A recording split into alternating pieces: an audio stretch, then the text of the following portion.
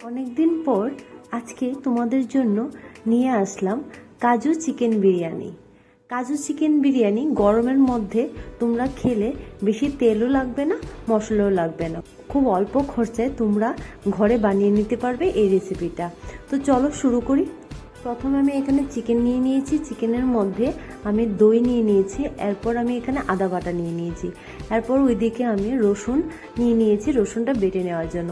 রসুনের সঙ্গে আমি এখানে চারমগজ দানা নিয়ে নিয়েছি, ভালো করে বেটে নেব। এরপর এখানে আমি নুন, কাশ্মীর লাল লঙ্কার গুঁড়ো, বিরিয়ানি মশলা, এতে লাল লঙ্কার গুঁড়ো, এরপর আলু দিয়ে দিয়েছি। তার মধ্যে এখানে আমি মাস্টার্ড অয়েল দিয়ে দিয়েছি, মাস্টার্ড অয়েল দিয়ে একটু রেখে দিয়েছি।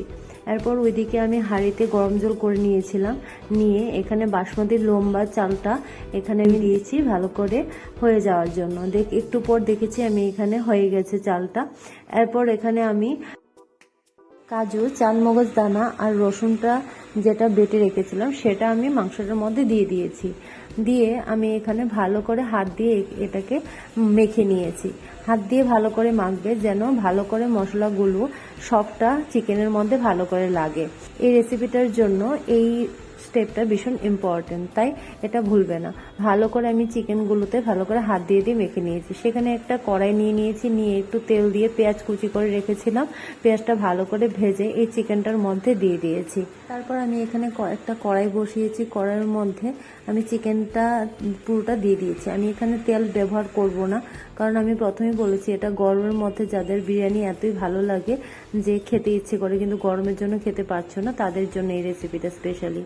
তো আমি কড়াইয়ের মধ্যে তেল ছাড়া আমি এটা বসিয়ে দিয়েছি। কিছুক্ষণ পর পর এটা থেকে উল্টে দিতে হবে আর ভালো করে নাড়াতে থাকতে হবে যেন চিকেনটা ভালো করে সিদ্ধ হয় সবগুলো চিকেনে।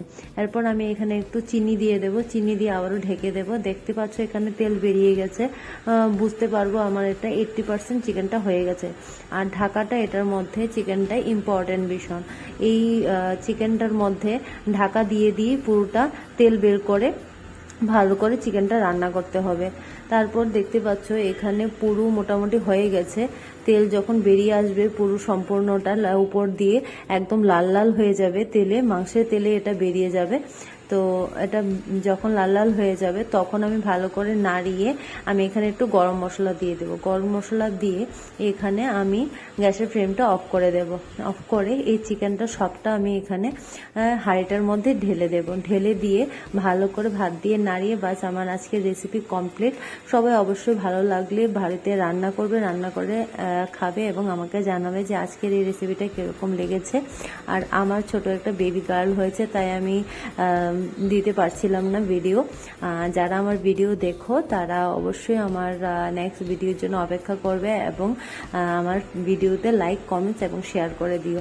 তো চলো সবাইয়ের সাথে আবার নতুন একটা ভিডিও নিয়ে ছোট্ট ছোট্ট রেসিপিগুলো আমি তোমাদের সঙ্গে শেয়ার করব এবং ঘরে যেন বানানো যায় আর তোমাদের পরিবার পরিজনের সাথে যেমন খেতে পারো এরকম ভালো রেসিপি আমি তোমাদের শেয়ার করতে থাকবো। হচ্ছে আমার আবার নেক্সট ভিডিও।